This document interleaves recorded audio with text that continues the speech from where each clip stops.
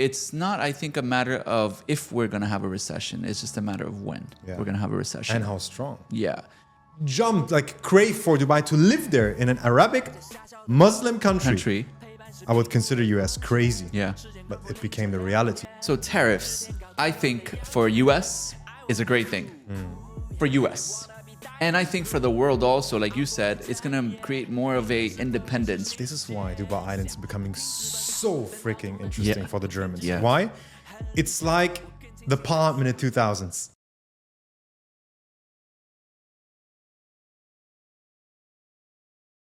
All right. Well, thank you so much, guys, for always supporting us and following and listening in. And today we have a very interesting topic that we're going to be talking about. We have Mr. Amir Aziz, specialist in Dubai Islands with us. His original roots, I got to know, is Germany, which is a country that's very favorite and very dear to me. I'm a car fan, so Germans to me are like a part of my being, because it's just like it's allowed me to be able to enjoy the best of technologies and cars. And so when it comes to real estate and Germans, I think those two things are things I can't live without. 100%. So thank you so much for joining, and thanks for having me. Would love to jump right in and get to hear your version of what you think Dubai Islands is all about. What do you think is special and near to the Germans that they find in Dubai Islands? Well, first of all, thanks for having me today. It's an honor. And let's jump straight to the topic. Dubai Islands and Germans. Germans, they love waterfront. They love being on the beach. They love having sun 365 days per year. As you know, the weather back in Germany is not really good. It's raining throughout the year, and sun is something very, very scarce. Yeah. Okay. So when you see Germans are always fleeing, they're one of the best or strongest nations when it comes to making holidays abroad. Okay. Wow. What are the destinations? Sun, sea. That's it. So the number one destination for Germans is Mallorca, by the way. That's the place where I've lived before moving to Dubai.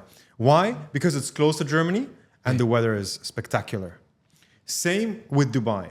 Where do you see the Germans the most in Dubai? Which areas of Dubai? I've definitely seen them around the beaches. You know, we see them enjoying the best of the hotels that Dubai has to offer. And Dubai Islands, definitely, every time I've been there to see our project, that's been one of the major nationalities that I've noticed. Definitely. So Dubai Islands is a future project. So nowadays, if you see Germans running through the city in Dubai, it's Dubai Marina. Okay. They only know Dubai Marina, Dubai Marina, Dubai Marina. Of course, also the Palm, JBR, but mainly you see them booking the hotels or Airbnbs in Marina, Palm, and JBR. That's their side. They don't go to downtown and stuff like that. Got it. They book their accommodation on By the beach, water.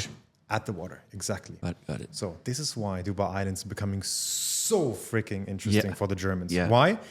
It's like the Palm in the 2000s. Having the same exact chance, jumping to the market, waterfront market, but back in the 2000s. Agreed. That's today Dubai Islands. As a developer, I can't agree more. Is because that right there, the characteristics of a location, the water features, and also the brands that are coming into that marketplace, all cater to what we knew Dubai Palm Jumeirah 100%. 4 years ago. Definitely. So, and also, it's the more updated version of the Palm. All the mistakes which were done on the Palm are being corrected now. So tell me, you know the best. I mean, you are having an amazing project on Dubai Islands launching now. You know exactly what is missing on the Palm. What will be straight on Dubai Islands? I feel like you said, they're making a 2.0 version of Palm Jumeirah there. And one thing I can say that they're doing better this time is making sure that the density doesn't feel like so overcrowded. In Dubai Islands, the low-rise feel and also the hotels being on larger plots is allowing for people to be able to feel more. Their heartbeat is probably like 10 beats less per minute. I couldn't say it better. I couldn't say it better. I like the trend. seeing that developers are going back to mid-rise to low-rise buildings. I mean, it's not only from developers. I mean, it's from the Emirate Dubai. I mean, it's a project the from master Nakheel. plan was done professionally exactly. to take that into consideration. And Definitely. I love that fact. Yeah. I like to see low-rise buildings straight on the water. It's Yeah. lovely. Overall, like when you look at lifestyle, when you look at people's preference of living, I would say that low rise gives people more of a homey feel, don't you think? Definitely. And when you go into this tower type of setup, although as a developer we've done towers and we would do towers, definitely. but it's a different type of lifestyle, 100%. right? And to find low rise close to the water, it just basically keeps you this suburban, very laid back type of approach. Definitely. I mean, if you walk through downtown, yeah, it's impressive, but it doesn't give you the feeling of being home. I lived in Business Bay in downtown for a couple of years, and to be honest, I wasn't that satisfied. Yeah. I wasn't that satisfied. Now living in a villa community, it's a different lifestyle. It's a different life quality. Yeah. And the same will happen and appear on the Dubai Islands. 100%. Correct. It's like if once you get used to that, it's really hard to go back, I think. Yes. 'Cause I've lived in a place like Miami all my life, and in Miami, it's the same thing. It's not many skyscrapers that you would see as you see in Dubai. Yeah. And it's only because of the fact that over there, our weather doesn't allow for huge, projects or huge buildings just because of the wind velocity. Yeah. And so you would see there mostly low-rise buildings, and people have just basically fell in love with that type of lifestyle. So when you see the success of Miami, it's usually because of that, because of the close proximity to water and because of this low-rise community feel. Yeah. And when I see the master plan of Dubai Islands, it gives me that little feeling of Miami, to be honest. So I think you positioned yourself very, very well as a guy coming from Miami. Yeah, when we saw the opportunity in developing in Dubai Islands, we were all over it. It's because it made us feel like, okay, this is going to be a good place to be able to bring the Miami vibes and mix it with the Dubai bling and try to come up with something to capture the market. And so we're looking forward to that, to launch it soon. So overall, do you think that Germans outside of Dubai Islands, overall speaking, just consider Dubai for other things that they can't find back home, like aside from the water itself? Like, is there anything else, like as far as security or lifestyle or many things? Like yeah, especially like since COVID, many things have changed in Germany. So you said already one very, very huge and heavy word: security. Security. Everyone is seeking or lacking of security. When I have my conversations with my German investors and clients, back in the years, they were only interested to invest in Dubai. Okay. Now, every second or third client that I'm talking to is considering moving to Dubai. Huh? If you would have asked me, hey, Amir, or if you would told me 5, 6, 7 years back, you know that in the future, Germans are going to crave for Dubai to live there in an Arabic Muslim country, I would consider you as crazy. Yeah. But it became the reality. So yes, security is a huge thing, definitely.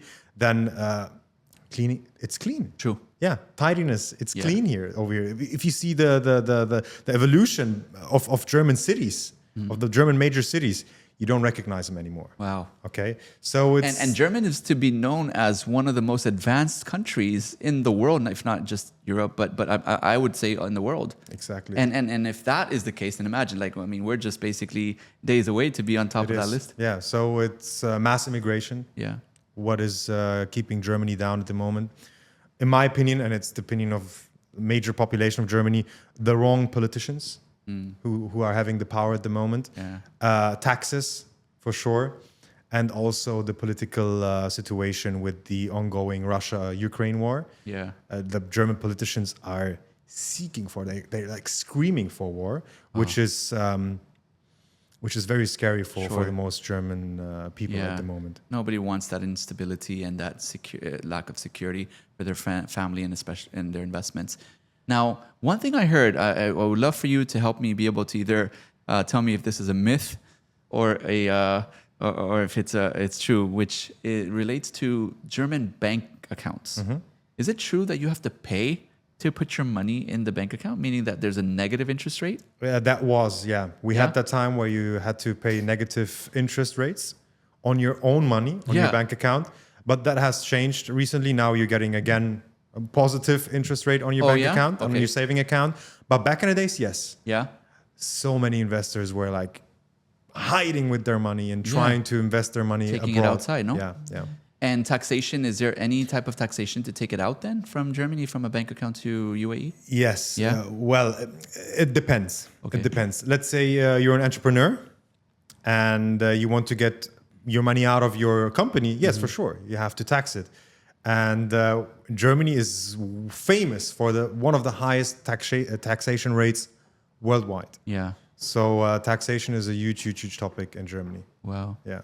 And from job perspectives and also from job security perspectives, is it still a massive market for new graduates to stay there, or they're leaving the country? I would say it's still stable. Okay. But you see many huge companies going bankrupt. Wow. Huge companies which are famous in Germany. Yeah. And which were existing for generations.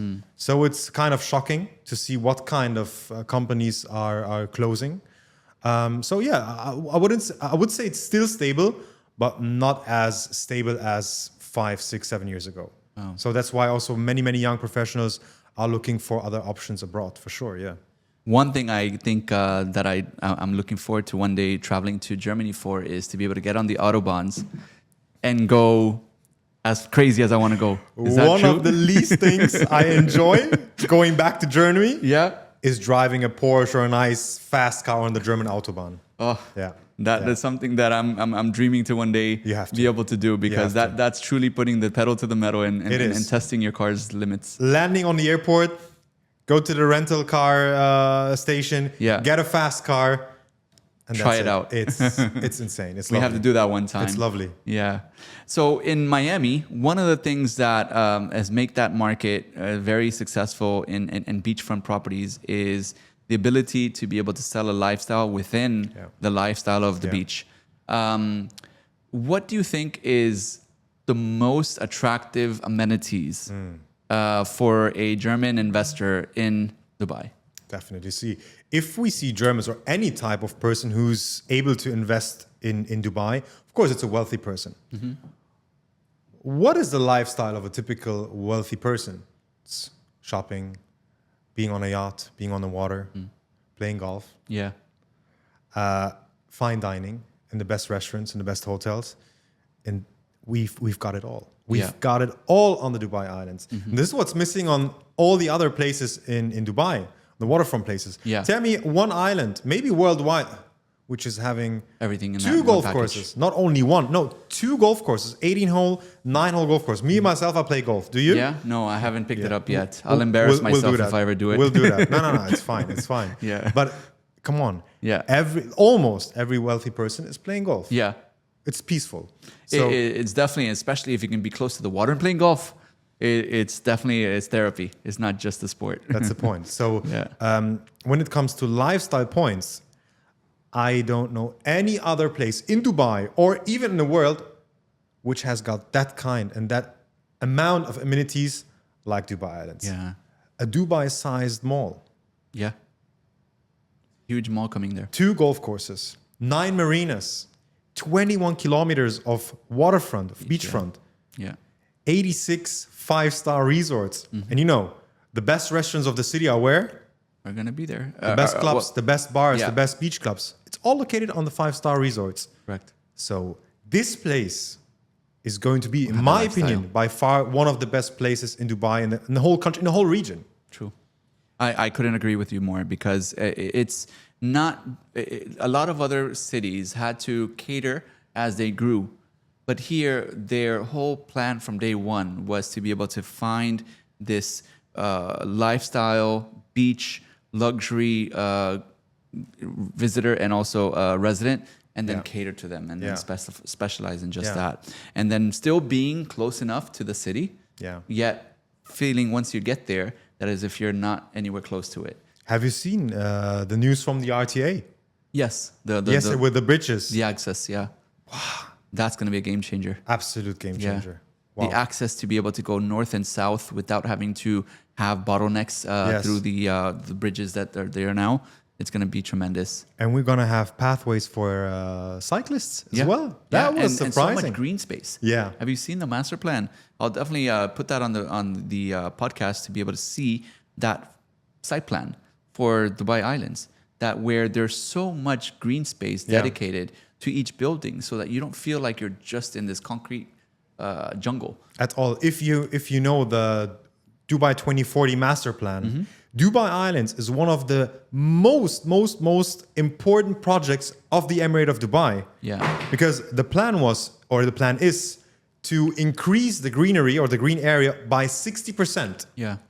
You know how much space we have on the Dubai Islands? I think 60 square kilometers of space. Of green space and dedicated. I think 60-70% of that is going to be green, right? Green space, yes. So now you can see how important the Dubai Islands are for the master plan of Dubai 2040. Agreed. Yeah.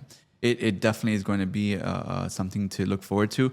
And I'm very excited about our next project to be able to bring it to the market is because it captivates that lifestyle that Dubai Islands is going to be known for with the spice of Miami. Definitely. All in one. Definitely. So definitely going to have that. And the most exciting point is, of course, the price entry point. Oh, yes. Holy, come on. It's really like, like Dubai is giving you a second chance, served on the golden plate. You have it. Yes. Please come in and invest. And we all know what will happen. We all anticipate prices above, I'm talking now in square meters and euros, above 10,000 euros per square 100%. meter. If you compare us to any other beach city, right? You can take Miami. You can probably take the likes of in Europe. Probably if you say Mallorca. Yeah. We are still a bargain. A bargain? It's like I think it's we exaggerate if we say it's day and night. See, I compared all the major or like let's say the most famous beachfront areas worldwide. It's way above 20,000 euros per square meter. Yeah. And here we have the chance to enter the market with like 5,500, 6,500, up to 7,000 euros per square meter in average. Yeah. That's a freaking joke. Yep. 100%. So overall, outside of real estate, one of the things that I think that Dubai is really puts itself on a pedestal of the world is its lifestyle and also its ease of travel. From a global traveler perspective 100%. goes, you can be anywhere, the west or east, within 8 to 10 hours. And we know that Dubai Islands is going to, within Dubai itself, geographically, it'll be in the center of Dubai, right? So I think that itself is going to be a good calling as well, is for being able to have that skip and a hop away to be able to be in the best parts of town and being in and out of the country if that's your lifestyle. So overall, I think, yes, the Dubai Islands is going to be very key and instrumental for the future success of this project and many more.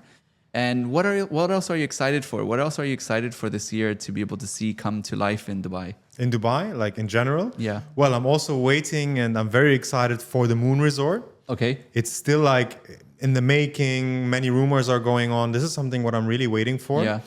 And of course, Maritime City as well. Oh, yes. Our neighbor island.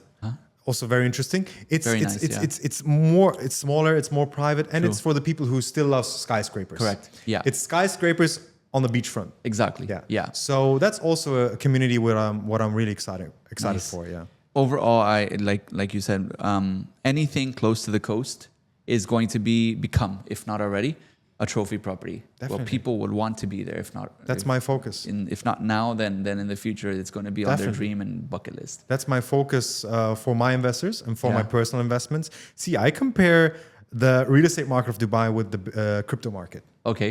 See, this is how I compare it. Bitcoin is king on the crypto market. Why? Sure.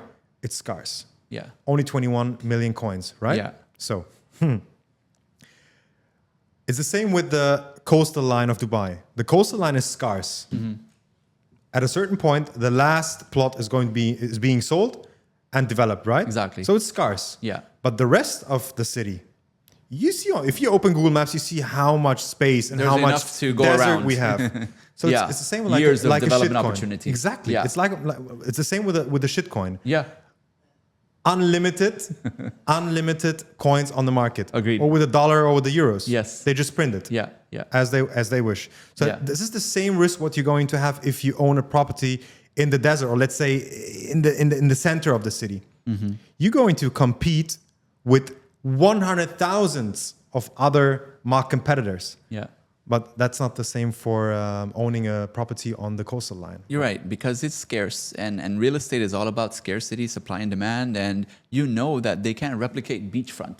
Yeah. Right. Even if they can create another island in the water, it's not going to be probably prime as it 100%. is today. And so if you look at Palm Jumeirah right now, for instance, if you look at it, why is it so popular? Why is this so priced out? Is because it's one of the only properties when it was released that was able to give you beach lifestyle and still connected to the major parts of the city. And so I think now with Dubai Islands really becoming available to the marketplace, it becomes something that the only comparison to it, I think, is Dubai Palm Jumeirah. Definitely, because just because of the size also. You can compare it only with the Palm Jumeirah. And if you compare it, Dubai Island is going to win at any point. Yeah. Dubai Island is winning. It's bigger. You know, it's bigger. That's the point. Dubai Islands itself is bigger than Palm Jumeirah. A lot of people don't know that, but it's bigger. I think also what makes Dubai really successful is the lack of this level of security, this level of planning, safety, quality of life, so on and so forth, in the rest of the world. Yeah. Right? Even like I could talk from my experience of living in America, where I was practically raised all my life until I moved here. And there, growing up, it was a whole different America than it is today. And what I felt when I came to Dubai is what I knew America for as a child. And I'm sure you probably can share your experience growing up in Germany, where you could probably see probably Germany today. Do you agree that is not what you probably knew Germany for as a kid? At all. Yeah? At all. Like we have even a tracker for knife attacks.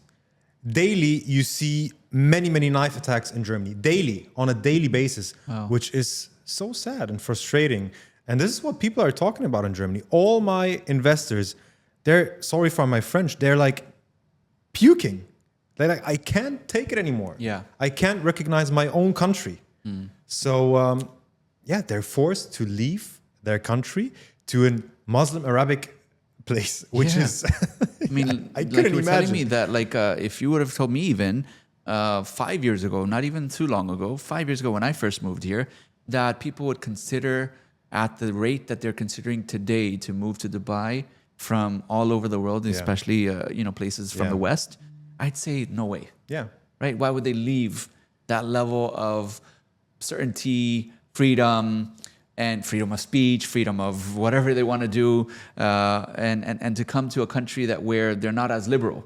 Yeah. But what you ask today is like people when I ever go back home, they always are asking me, how can I make Dubai home? Yeah. Right? Yeah. And so overall, like that's really what makes Dubai successful, is not because everything is perfect here, but everything is what people want to make a priority in their life.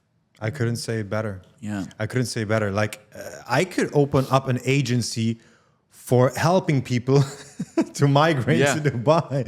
Because everyone is asking me, how did you do it? What do I have to take care of? What are the steps? So it's a big topic. And when considering moving out of the West, US, Germany, Europe, and in general, Dubai is definitely one of the most mentioned places at the moment. True. So this only shows how much Dubai is doing right at the moment. Yeah. Because, I mean, come on, there's so many other places in the world.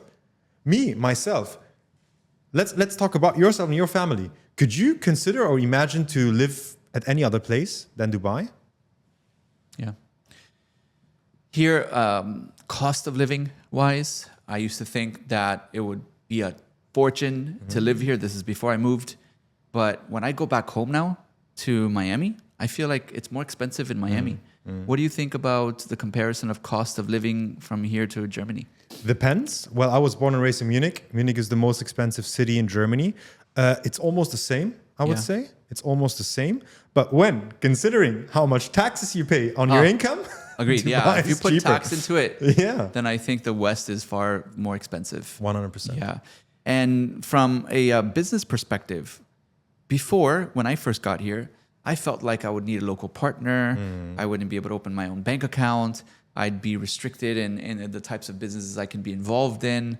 That was one of the freedoms that I had in Miami, that I can open a company within minutes. Yeah. And the evolution of doing business in Dubai over even just the course of last 5 years, do you agree that has become more easier? My God, Amir, yeah. It's such an important point that you're talking about. Yes, because I was the same with you. Oh, I need a local partner. Yeah. It's not easy to get a bank account and so on. But if I explain to my German or to my European clients how easy it became to start a business, to open a bank account, to move to Dubai, they can't even believe it. Yeah. So this is the recipes of the success of this country, and also sorry to say, but like, you know, how Americans feel right now is that where we have some work to do. Yeah. And I feel like with our new president in America, that a lot of the successful ways of growing Dubai has now is being adapted and implemented in US.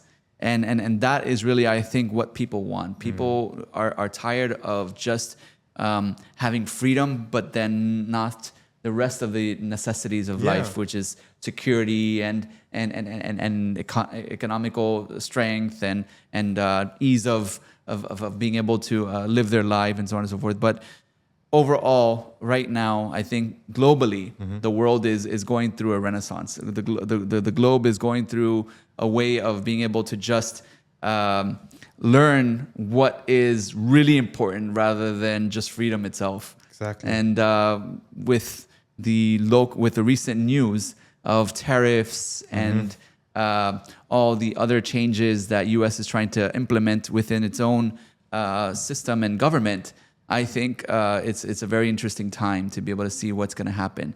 What do you think is going to be the impact of these tariffs that the world is going through right now between U.S., China, and all the other countries that it's implementing it upon? Difficult, but I can only say my logical consequence would be it's going to be more local. Yeah. We're moving away from that, like, let's say, international business. Yeah. We're moving back to working local. Let's produce local. True. Everything is going to be more local. Yeah. That's my point of view. That's my logical as an American, I'm really happy to know that now the economy and lifestyle and people of America are going to be more focused on making money instead of spending it. Yes. Now, cheap products, cheap consumerism brings this mentality that I just need to be in the state of vacation rather than work. Yeah. And that, I think, for many generations in America was really the recipe for disaster, where people were just more focused on spending money than making it. Yes. So tariffs, I think for US is a great thing for US. And I think for the world also, like you said, it's going to create more of a independence rather than this, let me sell my cheapest product to US and basically build my business on that. I think like this, America itself is going to start focusing more on building its own job base, its own independence from world's manufacturers, instead going into creating jobs and those manufacturing jobs within its own country. And likewise, I think a lot of the manufacturing countries are going to also, even if they haven't been hit with a heavy tariff, they're going to start thinking about that. We can't really depend on a third-party consumer of our product. We'd rather build wealth and the desire for being able to own and buy these products that we make for the world for our own people. Yeah. On the first side, it looks more sustainable. It sounds more sustainable.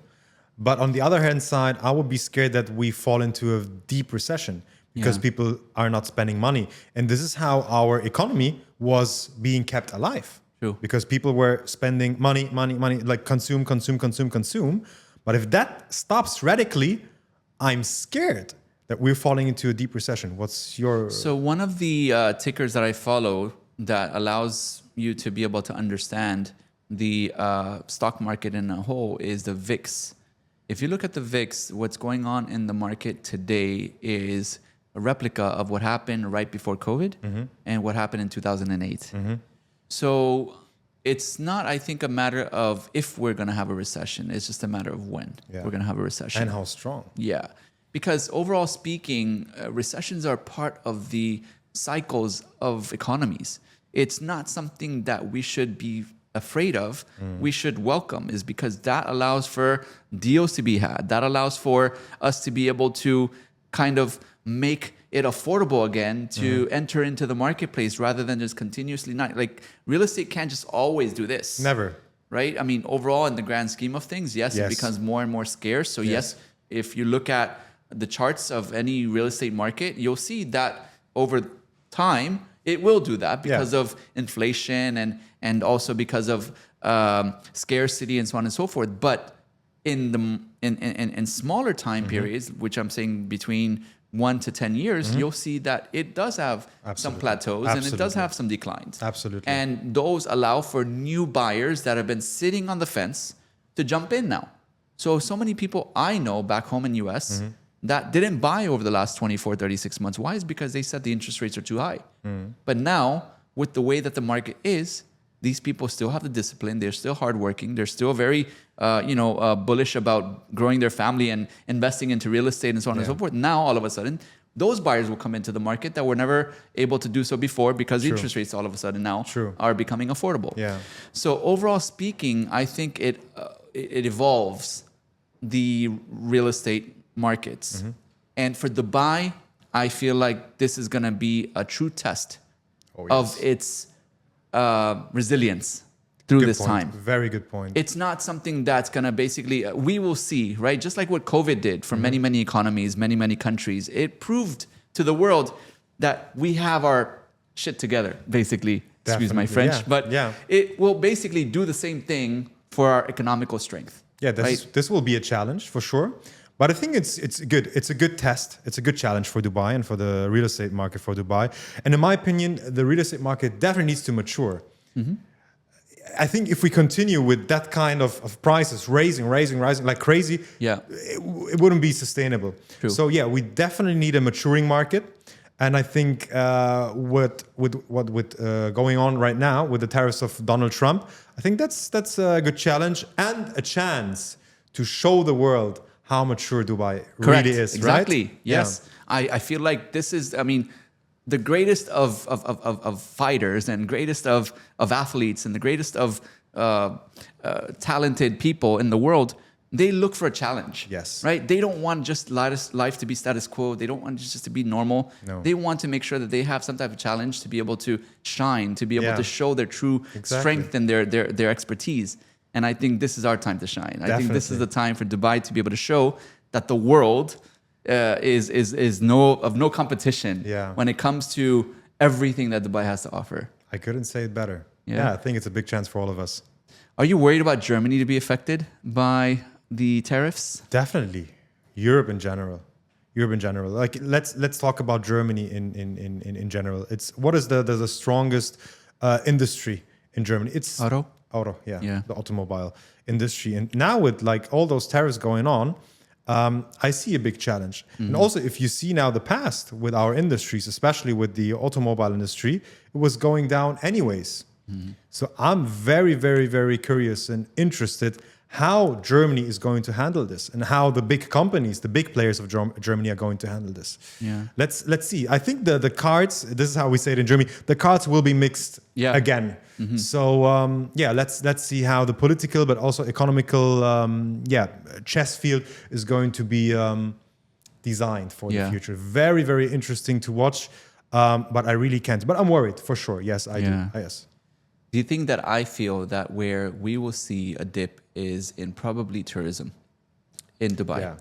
Where one of the things as an American myself, and as knowing that the trends of how people think and live their day-to-day life in the US, they look forward to their summer vacations. They look forward to Same that with 1 the week off of the year that they want to take and splurge. Yeah.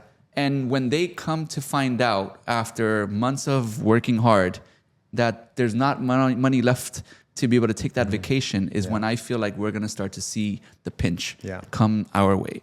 Because obviously we know that Dubai's economies are very heavily dependent upon tourism. That's the biggest pillar that we have. Yes. Yeah. So I think that's where I see Dubai's pinch come from, this whole global tariff war that we see today.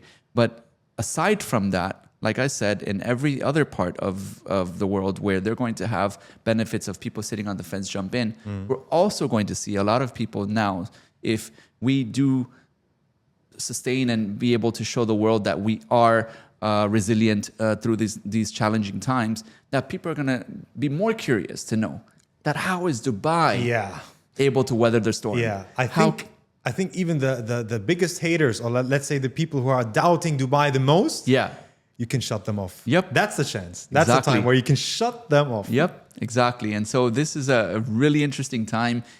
I honestly, I welcome it. I think everybody that I've surrounded myself with is prepared for it. Yeah. And I think there's no country in the world better prepared for it than UAE, is because I think it has great allies, it has great strategies, it has great forward vision, and it has a great lifestyle. The people are very hardworking. The people are very optimistic.